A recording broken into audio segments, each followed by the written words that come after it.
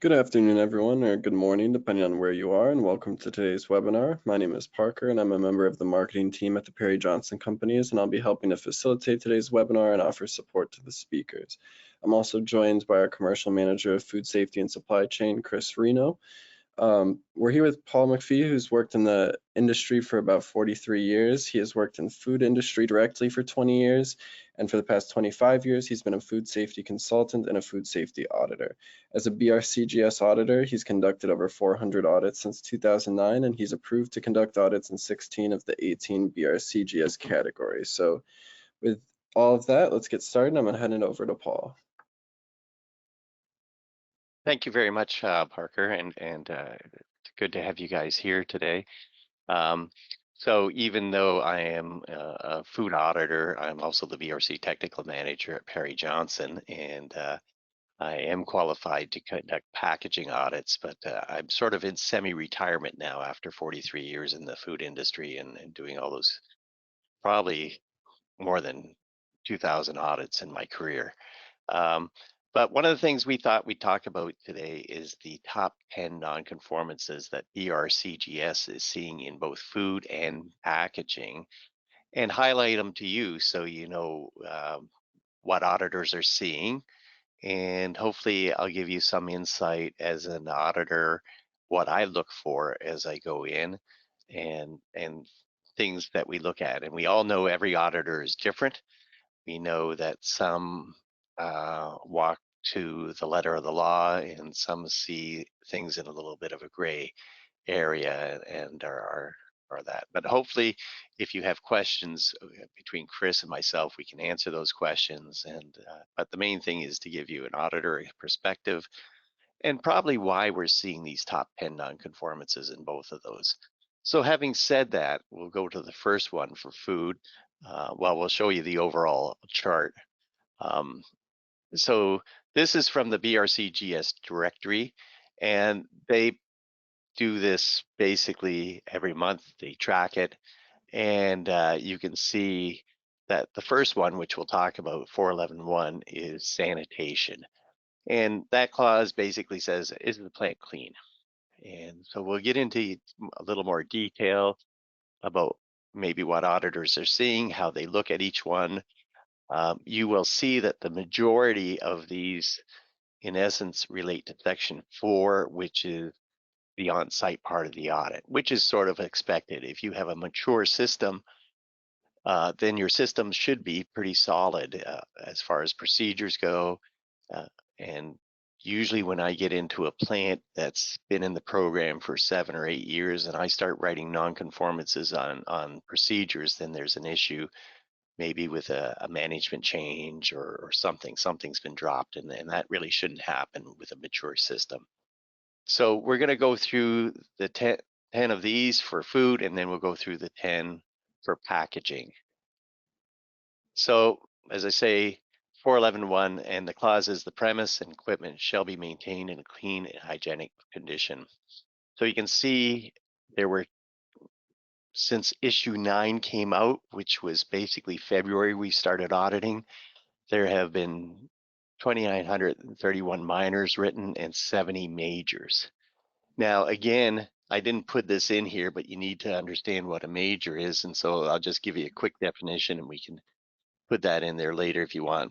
So a major is where there's a substantial failure to meet the requirements of a statement of intent or any clause of the standard, or a situation is identified that would, on the basis of available objective evidence, raise significant doubt as to the conformity of the product being supplied. So if there's a risk of contamination from filth, overhead, dirt, maybe condensation dripping down, potentially on a line, then the auditor could raise that to a major.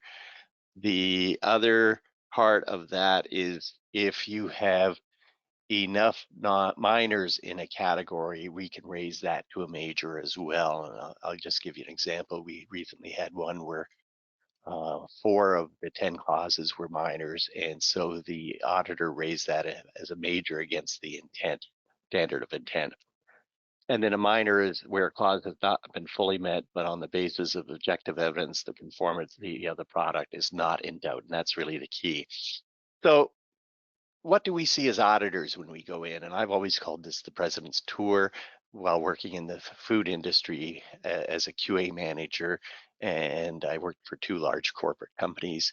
Go in and we always got the president's tour, 6 feet wide, 6 feet high. And that's what we get, you know, and it's clean. And the minute I walk into a factory, I look around, I can actually be, having done this for so many years, I can tell you how the factory's going to do within probably 2 minutes of walking into the factory as far as cleaning, because I start looking up, I work my way down. And so I know usually the factory is clean because you guys have been in there since probably 6:30 in the morning. Um, Years ago, when I did a corporate audit of a company, I walked in and I said, "Why are you guys washing down the walls? Are you doing it for us?" And they said, "No, we have a third-party audit happening in 2 months and we got to get ready for it." So here's what we're looking for. We check the perimeters for debris and dirt. You know, so I'm more interested in, you know, under ledges. That's where I find a lot of dirt. Up above lights, pipes, um, sprinkler systems are a great example, or white insulated pipes. Are they dirty? It's easy to tell. You just look up, and if it's black or really brown, then you know you got an issue. Under stairs, people going up, is there dirt on it? So a lot of the minors relate to the stuff like this. I also like to look under lockers in maintenance areas. I've looked under lockers and found candy wrappers in the maintenance area, under racking in storage areas, transformers and battery charging areas. So you can always see how far the broom went in. So those are things we look at. Window ledges, is it loaded with dead flies? The corners, is there dead insects on the floor? Is there dirt? Is there webbing up in the top corners? Some areas of North America, you can knock the webbing down tomorrow and it's back up. And so as auditors, we have to use our judgment on that stuff. So again, it's just truthfully, and I'm being real honest with you, if I really want to find dirt, I can find it. But it's the overall impression that we're looking for. For something to be a major, the place has to be really filthy. Um, you know, maybe the auditor, I don't know what those majors were because I haven't seen them. The auditor might have found mouse droppings, but they're old, and I've seen that. We're old mouse droppings. So is that a pest control issue or is it a cleaning issue? Well, if the mouse problem has been cleaned up, then it becomes a cleaning issue. So that's, again, under conveyors. So that's the first one. So the second clause is 4911. Processes shall be in place to manage the use, storage, and handling of non-food chemicals to prevent chemical contamination. I was kind of surprised by this because I thought probably a better handle. Now, keep in mind all of these nonconformances from around the world. So how other countries, we know at one time, other countries didn't wear hair protection. Um, how we handle things with SDS and that, it could be different in other countries. I just don't know. But as auditors, we have to audit to the clause. So here we had almost 2,400 minors and 7 majors. So again, what I've found in the past and what I've written up is there an approved list of chemicals for purchase? You've got to have all your chemicals listed. Is there SDS sheets and specifications available for the auditor to look at? Confirmation of the suitability for use in food processing environment.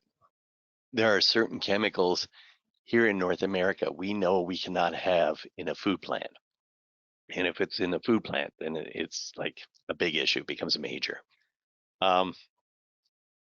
Labeling and identification of the containers of chemicals at all times. I see people will put ink labels on an ethanol spray bottle for the metal or for the ink on the inkjet printer, and it wears off, or there's no SDS sheet on the bottle. Is there a designated storage area? So you need to separate your chemicals used as raw materials in products. So if you're using citric acid or a preservative, that needs to be separated and secured, and access has to be restricted to authorized personnel. So those are the main ones. that I think if we were to look at the actual minors and majors that we're seeing. So again, we want proper locked storage. So whether it's sanitation chemicals, are they in a cage? Are they secured? Can anybody access them, or do specific people have access with the key? Are things properly labeled with SDS so that we know how to use it? And again, with BRC and most of the food safety programs out there, are you separating food grade from non-food grade chemicals? You can do this a couple of ways. You can have two different cabinets like this picture. You could store food grade above non-food grade in a cabinet. The shelves have to be labeled and you can't mix them up. And that's where I've written up non-conformances in the past, because they have everything in one cabinet, but then somebody comes along, uses it and puts it on the top shelf and it shouldn't be there. So it's sort of like if you store the non-food grade over the food grade and it leaks, there's a contamination. If you do it the opposite way, there is no contamination. Number 3 is 462. This is new to issue 9, and it's caught a lot of people off by surprise. If you've done your conversion to issue 9, you would have picked this up. Again, there's been 2,000 minors written in 42 majors, and it talks about commissioning. The design and construction of equipment shall be based on risk to prevent product contamination. For example, the use of correct seals, impervious surfaces, and smooth welds and joints where they are exposed to product and could otherwise result in foreign body, microbial, or allergen contamination of products. I just reviewed an audit yesterday where the auditor wrote that they were not, the welds were bad, they weren't smooth, and product was getting hung up on them. The other thing we've seen is black steel. In the past, when I was in the food industry, way back when, you'd have black steel and we'd paint it, or we'd sandblast it and put Steel-It on it. So ideally, it should be all stainless steel, but you want to avoid black steel or painted equipment. And the reason I say painted equipment is I was in the vegetable industry, and before the pack season, we would paint everything beautiful green. And by the end of the pack season, if you're packing peas or frozen corn or something, you wonder where the green paint went, and you know it went into the product. Freight conveyor belting, where did it go? This could be a major, because if you don't know where it went and your systems didn't pick it up and you didn't have foreign material, then you've got an issue. So just some highlights. 448. This is a common one. I've been writing this one up for years. Doors, both internal and external, shall be maintained in good condition. Again, we had about 1,900 minors and 7 majors. So external doors and dock levelers shall be close fitting or adequately proofed. Again, we want to keep pest activity out. External doors to open product areas shall not be opened during production periods except in emergencies. I've been into facilities where the shipping receiving door is wide open and it's allowing pest activity, and you can see the flies coming in. Where external doors to enclosed product areas are open, suitable precautions shall be taken to prevent pest entry. So now BRC in issue 9 is talking about strip curtains. We know there's air curtains out there to help. Again, with respect to pest control, I've seen places that doesn't relate to the door, it's pest control, where the fly light is right in front of the door and is inviting every insect outside in. And so this is just something for you to remember. And I learned it a long time ago when I first got in. A mouse will go through a hole the size of a pencil, and a rat will go through a hole the size of a quarter. And I do remember being in a pet food plant, watching this mouse run across the floor and squirt under the door of the lab. And it was just amazing to see something that big, because it's all based on the head structure of the mouse, and everything just sort of collapses into a nice, neat little thing. But that's really the key. So if you see daylight under a door, and when you're up close, you don't see the daylight, you have to stand back and look at it. If I see any daylight, then I think I got an issue.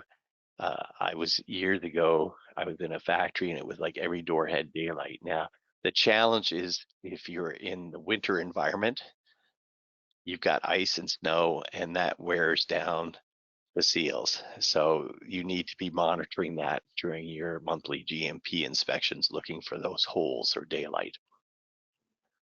Dock brushes.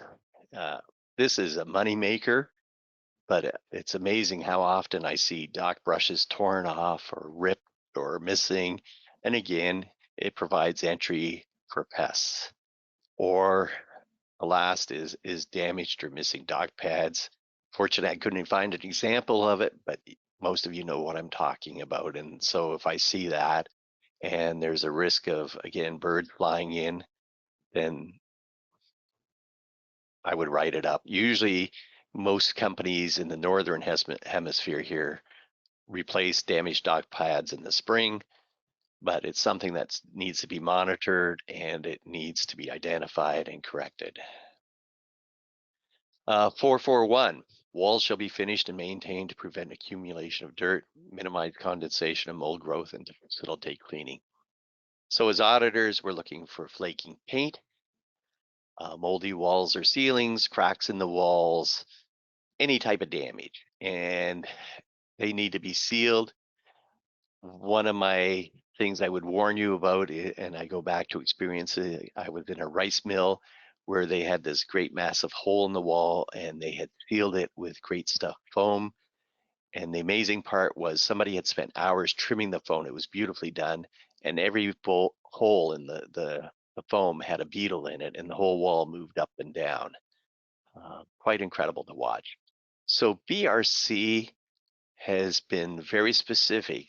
They're mandating that we spend a lot of time out in your facility looking at it.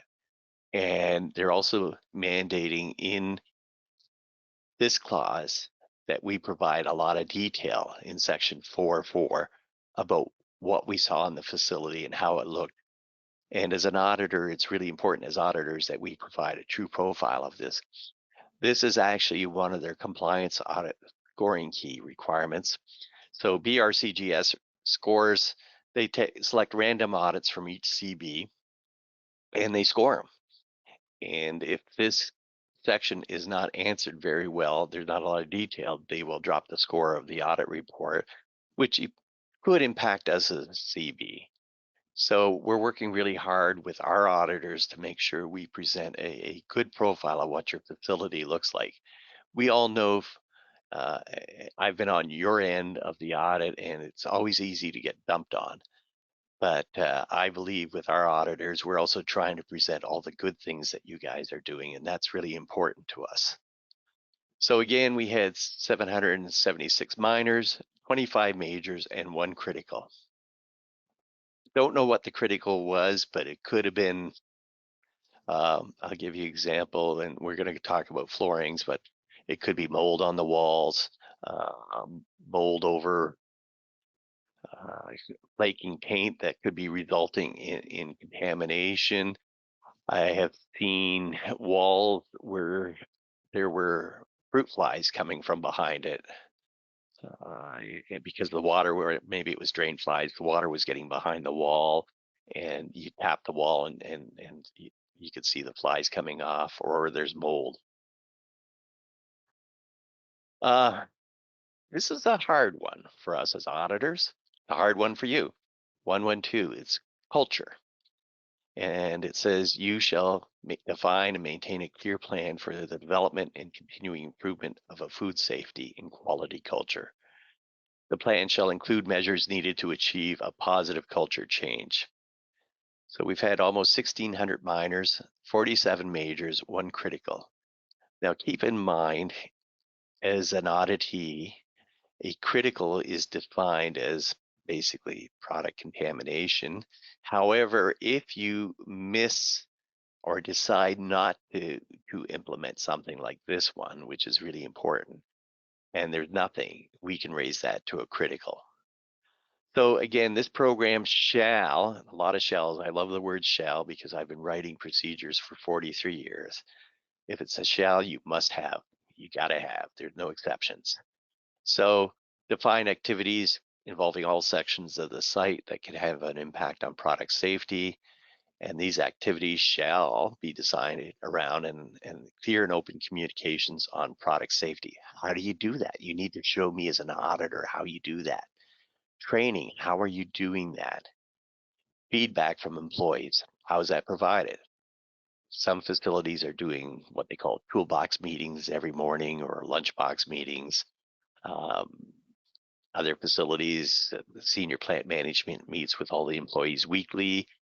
It could be part of a quarterly meeting, but BRCGS is very specific that they want some sort of feedback. Certainly, we all started using surveys, and I see a lot of people doing the same surveys, a lot of the same results, but how can you change it? Recently, I saw a place where the senior management decided to do a separate survey for the management team versus the employees. And those were really interesting results because the management team basically scored a lot lower than the employees, what they thought of themselves or what they were doing and how they saw overall management performance. So that was something interesting. It was a very complex survey. How do you affect the behaviors required to maintain and improve product safety responses? Performance measures. So how do you do that? Action plan indicating how the activities will be undertaken and measured and intended timescales. How are you going to do that? Is it training? A lot of this comes back to training. And a review of the effectiveness of the completed activities. So how do you do that review? When do you do it? Now, this is really important in issue 9 that it says the plan shall be reviewed and updated at least annually at a minimum. So you need to make sure you're doing that annually. In the past, some companies were just doing it twice a year because that wasn't really specified, but it is specified in issue 9. So please make sure you have that in place, because if you're not doing, the auditor could maybe make that a major.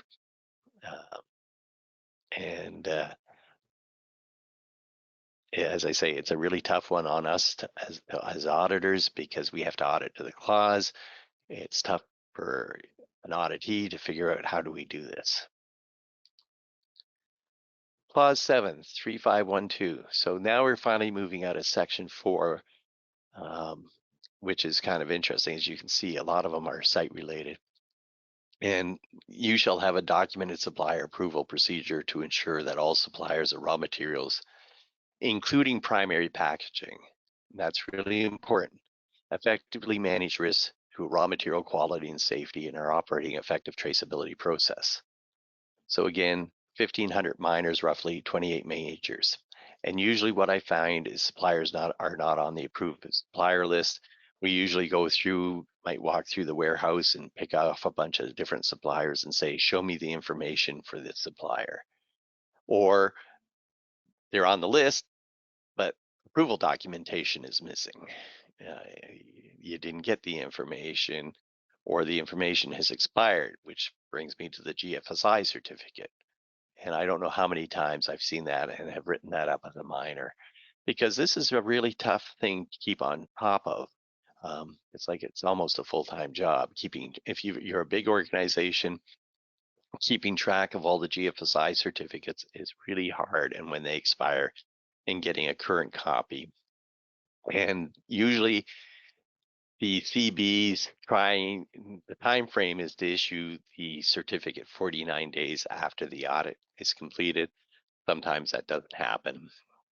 And part of that requirement or process is that you as the auditee has to get the nonconformances to the auditor to review in theory by 28 days. If you're late, then it slows the whole process down. And my responsibility is to make a certification decision after day 42. So if I don't get it till day 37 or 38, the audit report, then I'm really behind the 8 ball. And it takes me probably 2 or 3 hours to review an audit report, to read it through and see what's in there. One of the requirements is that low risk suppliers have to complete a questionnaire. So if you've defined somebody as low risk, they have to have a questionnaire on site answering all the comments about traceability and pest control and what programs do you have.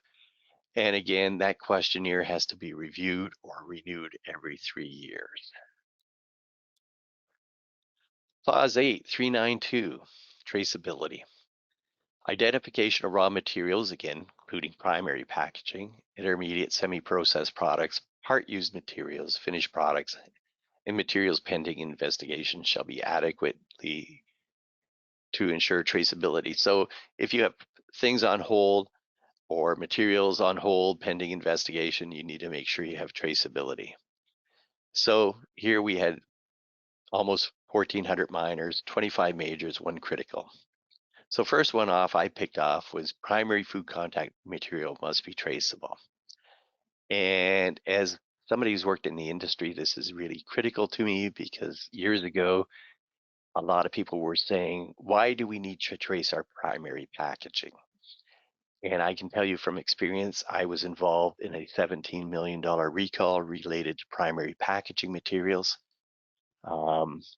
And that was monstrous. Fortunately, I worked for a corporation that could survive that hit, but we had no traceability of our primary packaging material. And probably even now, if I go into smaller companies, they'll say, why do I need to track my primary packaging material?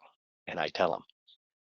And at a $17 million recall, not too many companies can survive that type of hit. Work in process, rework must be traceable. I don't know how many times I see rework not being traceable where it's pulled off to the side. Minor ingredients must be traceable. So a lot of companies, if you're a bakery, they have a little bulk bins that they measure everything out of. Those ingredients have to be tracked.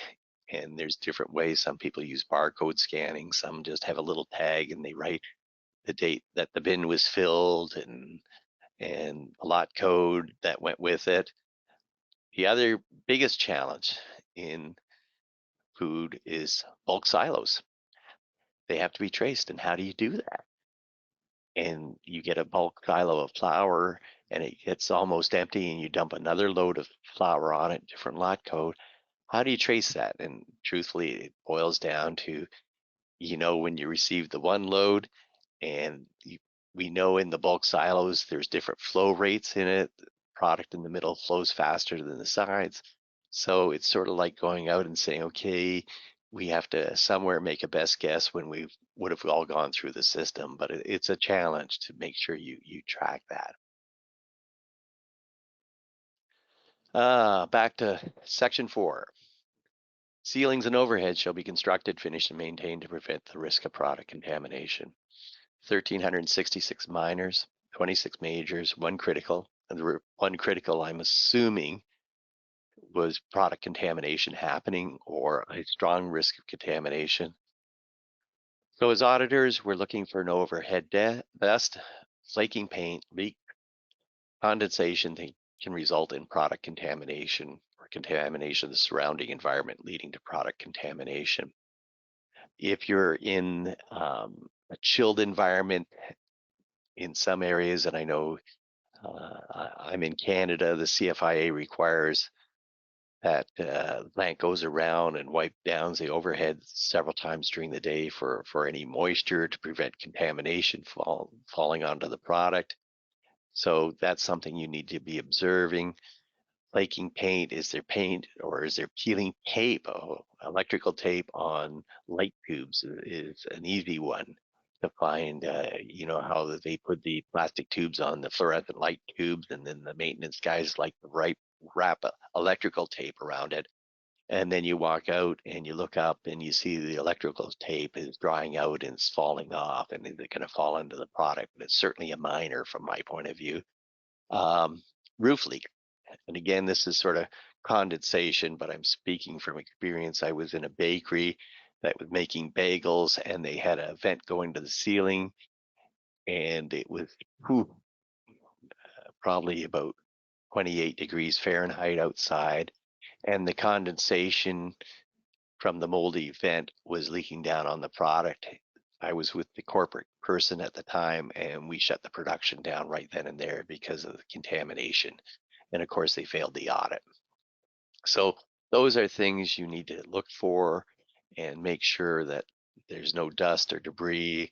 And this is where your monthly GMP housekeeping audits come into play. If you do those well, you won't have these problems. If you identify it and you're controlling it and then you fix it, that is really important. So this is where these Section 4 audits, whether it's internal or GMP audits, come into play in the corrective action. So identify the issues and fix them. 415.1, this is storage. So procedures to maintain product safety and quality during storage shall be developed on the basis of risk assessment, understood by relevant staff, so there's training, and implemented accordingly. So here we had 1,397 minors, 10 majors. So how are you managing your chilled and frozen products transfer between temperature control areas? Do they go out into an area where it's not controlled, it's just ambient temperature and the product is thawing and leaking? Segregation of products where possible to avoid cross-contamination. I'm missing a few, physical, microbiological, or allergens, or taint uptake. So here we know that usually we store allergen-containing products separately from non-allergenic products. Our chemicals stored with food products. Truthfully, I'm going to step out from the food plant, but it drives me crazy when I go to Costco and I see something like chocolate stored with Tide detergent. I've been to warehouses where they were shipping my confectionery products and my pet food products on a pallet with Tide soap and Dove softener. And I asked them why they're doing that, because it cost us a small fortune to get it out to their warehouse on the West Coast. And they said, well, we've never had a complaint. And of course, I said to them, you never get a complaint because I get them, because the product tastes like chemicals. And I've had consumer complaints where they've eaten chocolate bars that taste like paint thinner. And we found out that the chocolate was shipped in a hazardous good container from one port to another, and something had spilled, paint thinner had spilled. So how do you store the products? You don't want to store that. And again, allergen materials stored above non-allergen materials, is that how you're storing it? Chilled or frozen products stored under leaking cooling unit. So again, you want to make sure, a lot of companies just have designated locations for their allergen materials. If there's multiple allergens in one, then and they all contain it. So for example, maybe they'll store a milk material above on the top layer, and then milk and egg below that, and then milk, egg, and whatever soya below that. So if something leaks, there's no risk of cross-contamination. Storing materials off the floor and away from the walls. This one I've written up a lot, where I see boxes on the floor, bags sitting on the floor. Again, we need stuff away from the walls so that you can clean and inspect, not tight. Now, in certain instances, you can't do that, where you might have a very small warehouse, and if you try and maintain, let's say, a 12 or 18-inch perimeter, well, now you don't have any room for pallet storage on every side, and I think most of you know what I'm talking about. So there, I look for, is the perimeter clean, which means once a month you have to pull the bottom pallets out and clean and inspect. And then specific handling or stacking requirement prevent product damage. Stacking 2 or 3 high crushes the product on the bottom pallet. And it's kind of interesting. I'll go in and on your product, it may say, do not double stack. And yet wherever it winds up, they're double stacking or triple stacking. So it's crushing your product and that. But I do see that in plants where you receive ingredients. And again, that statement's right on the box, and you might be doing that. So probably the majors are related to storage of allergen with non-allergen product, frozen products stored under leaking cooling units. I've seen that, where there's ice buildup on products. It could be chilled products too. I've seen that. And again, with that, there's a risk of contamination. So you want to avoid those type of things. So that was the top 10 clauses for food. We're going to run through the packaging. Now this is issue 6, which goes from 2022 to 2023. Certainly, there are not as many audits worldwide for BRCGS in packaging, but there are more and more coming on. So again, we've got a broader numerical base to draw on. And you'll see that there are a lot of similarities between the two. Some of the standards, truthfully, if you compare packaging to food safety, they have similar requirements, but there's some strange things that are different. And ideally, to me, they should read all the same. Pest control for food should be the same for pest control for packaging. So we will go through those, and I will try and provide an explanation there. So 481 is good standards of housekeeping shall be maintained, which shall include a condition-based cleaning or clean-as-you-go policy. So 918 minors and 15 majors. This would probably be a major, wet floors, and that can be a challenge where you're running, now a packaging plant is dry. It should be a dry environment. They avoid water like the plague, but this was the best example I could find. So I apologize for that. But it could be the place is just a disaster. Bomb waiting has gone off and stuff stored all over the place. But housekeeping is important, just as is important to the food manufacturers. And packaging people should be cleaning as they go for their process. Certainly in the corrugating operation where they're doing forming the boxes and punching out little bits of cardboard. Usually there's a lot of little cardboard debris around in those areas, and that has to be cleaned up on a regular basis. 476, temporary repairs, modifications using tape, cardboard, etc. shall only be permitted in emergencies and where product contamination is not a risk. And again, such modifications shall be subject to a time limit and shall be recorded and scheduled for correction. 836 minors, 4 majors. So ideally in the packaging industry, and this applies to the food industry, you need to date temporary repairs and document for follow-up. And duct tape. Duct tape is a wonderful thing, and we all use it. Years ago, I would go into food plants, see duct tape everywhere. And I've visited packaging companies as a pack secure auditor and see duct tape. In one factory I remember seeing had duct tape. They had coat hangers supporting all the upper pipes hanging down, cardboard everywhere to keep cans from coming off the line. A lot of temporary repairs, and for an industry, temporary repairs were rampant.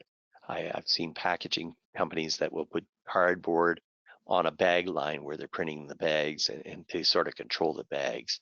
And if it's new cardboard and was changed every day, maybe not such a big issue, but when the cardboard is really badly worn and dirty, then it becomes an issue.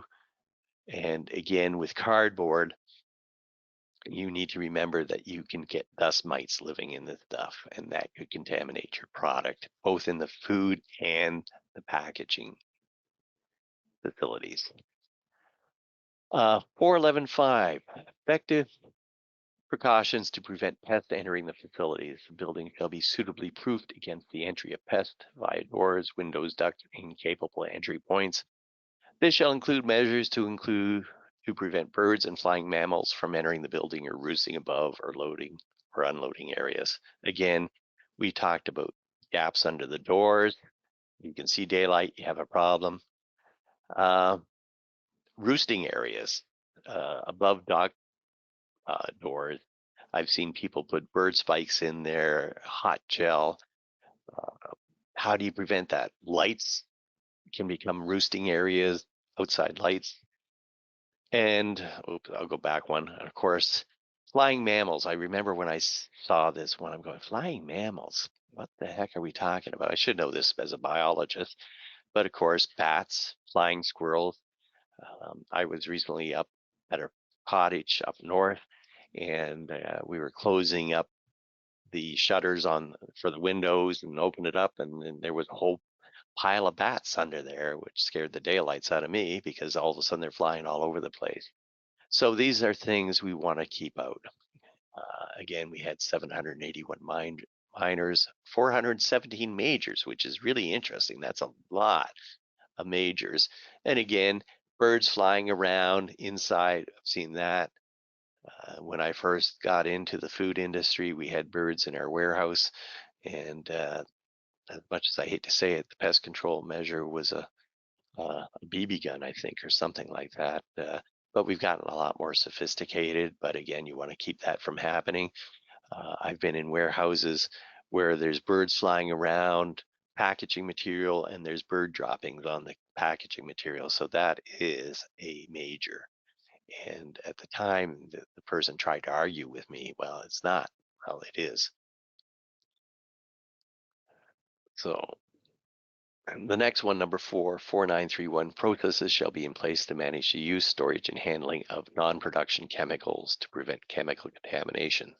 So this is similar to what we saw in food. There were 741 minors, 3 majors. So again, a list of approved chemicals for purchase. Are there SDS sheets and specifications available? Avoiding strongly scented products. Labeling of containers and identification. That's probably one of the most frequent minors. Is there designated storage with access restricted? Again, we've talked about how do you store this stuff. Is it locked cabinets, locked chemical cages, and all personnel should be trained. 421, walls, floors, ceilings, pipework shall be maintained in a good condition and shall facilitate cleaning. So they really covered off a lot in this clause in packaging. Again, flaking paint. Is there cracks in walls that it's harboring pests, maybe water in it? Are there cracks in floor? In this case, is the floor not cleanable in it, and so it should be a nice smooth surface so you can clean it. 112, we've talked about this. This is the continual improvement of product safety and quality culture. We've seen 602 minors there and 24 majors. So in packaging, it's not quite as detailed as it is in the food standard, but again, define activities involved all sections of the site that have an impact on product safety and quality. So machine operators, quality staff, production supervisor, they're looking for a description of how the activities will be undertaken and measured and intended timescales. So if issues are identified, when are you going to address those issues?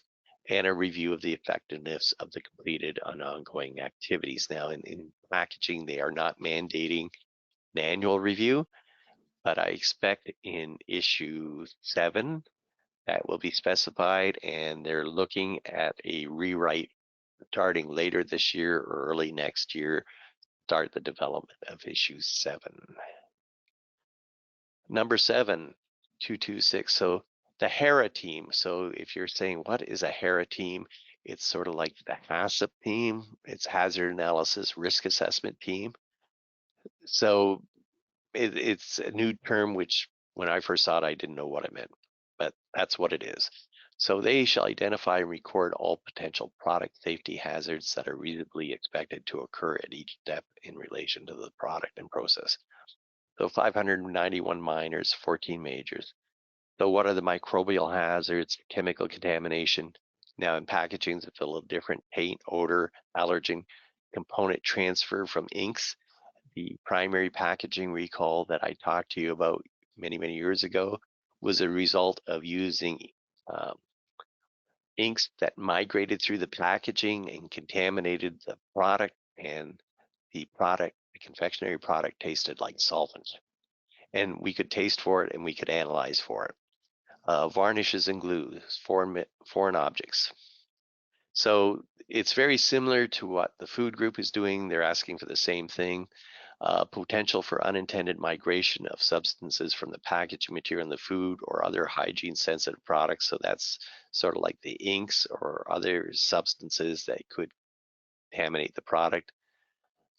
Problems arising from the use of recycled materials. And we know that's a huge issue in primary packaging. It certainly was a huge issue. And one person said to me at a corrugator, a lot of the recycled material came over from another country, and we don't know if they're using heavy metals in it, like lead or whatever, in their ink. So that can become an issue. I think the industry has a much better handle on it now, and foreseeable misuse by the consumer. I haven't really seen any problems like that, but maybe some of you might have examples. Defects critical to consumer safety, maybe, for example, a can doesn't seal. The bottom end of the can is not formed properly and could result in leaks. Product that plastics that have leaks that don't maintain the product integrity and prevent pathogens from getting in. Hazards that would have an impact on the functionality, integrity, and performance of the final product in use. Maybe something is supposed to be microwavable, but when you put it in the microwave, it bursts into flames. Years ago, as a consultant, I worked with a company that was forming plastic trays, and when it was put into a microwave, everything went up in flames. So they had to sort of build a little antenna or something like that into the product, keep that from happening. And we did a hazard analysis for the product, but we put a fire hazard in there as one of the hazards. And again, potential for malicious intervention and potential for raw material fraud. In essence, the packaging industry, what I see says we really don't have any risk of raw material fraud. Having said that, I encountered something with a company that was forming blowing film bubbles, and they were selling something that was called spot cars. These were rail cars, and my best analogy is this is the product that is food grade, and they're moving from food grade or non-food grade, and they're moving to food grade, and the stuff sort of in between is not really food grade, but it might meet the specifications, which this sort of did. But then they found that the bags were ripping, and they had something like $750,000 worth of product returned, and all that product could be traced back to these spot cars, and the company was getting a real good deal on the spot cars. So that is in essence raw material fraud. So we put a stop to that. Number 8, supplier approval procedures shall be based on risk.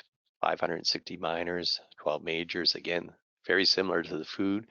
Suppliers not on the approved list, approval documentation missing, GFSI certificate expired, low risk suppliers not completed questionnaire, questionnaire is not reviewed every 3 year, renewed, and no valid risk-based justification is provided. And that probably would be what's resulting in the 12 majors, that there was no risk assessment on file for those suppliers. Number 9, documented cleaning procedures shall be in place and maintained for buildings, equipment, and vehicles. We had 557 minors, 9 majors, and the frequency and methods shall be based on risk. Responsibility for cleaning, item, area to be cleaned, frequency of cleaning, method of cleaning, cleaning materials to be used, and cleaning records and responsibility for verification. All of these have to be in place. An auditor that I reviewed just the other day wrote up a minor here because basically they said clean and sweep the area, and he wrote that up. So again, these are things that need to be defined. Certainly cleaning is more dry cleaning in packaging companies, vacuuming, sweeping. Water is not used. If you're a blow molding operation, your overheads are going to be really dirty with sort of a black grease, and that is really hard to get up there and clean and wipe down. And last, glass or brittle plastics that pose a potential product contamination shall be controlled and recorded. 545 minors, 1 major. So you need a list of items detailing location, number, type of condition. Packaging companies, this is really hard because there's a lot of stuff out there on equipment and you need a detailed list. recorded checks of condition of items carried out at a specified frequency that's based on the level of risk to the product. So how often are you doing it? Is it monthly, quarterly, semi-annual, annual? Why? Why did you pick that frequency? There should be a risk assessment on file for the auditor to review. Details on cleaning or replacing items to minimize the potential for product contamination. That's an issue. And glass or brittle plastic not in the production. Now this one I'm being real honest with you, I don't understand why it's here, but glass or brittle plastics not in the production or storage areas shall be included on the registry on the basis of risk. So are we talking about shipping receiving offices where you've got, or a production office out in the middle of the facility and there's coffee pots in it? I'm trying to get clarification on this. Are we talking about the office and where I have a coffee cup on my desk? Is that an issue? I don't know. And I'm being real honest with you. So that's my presentation. Questions? Chris, do you have anything? Yeah, that's really great, Paul. Thanks so much. Always enjoy getting an auditor's perspective, on the findings. This time of year, it's always great to kind of do a year in review is what I like to call it. So really appreciate your time today. Right now, we don't have any questions. We can give it just a minute, see if anything comes in here. I think it was pretty straightforward today, so I won't be surprised if we don't have any. Well, certainly they can reach out to you and send their questions to you and send them to me and I can respond back. That's exactly right.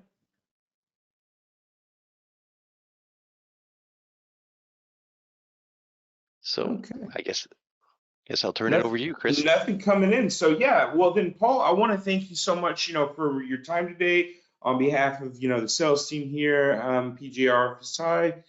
Thanks so much for your attendance and have a great afternoon and happy holidays. Thank you and happy holidays to everybody out there. Thanks, Paul. Bye. Okay, bye.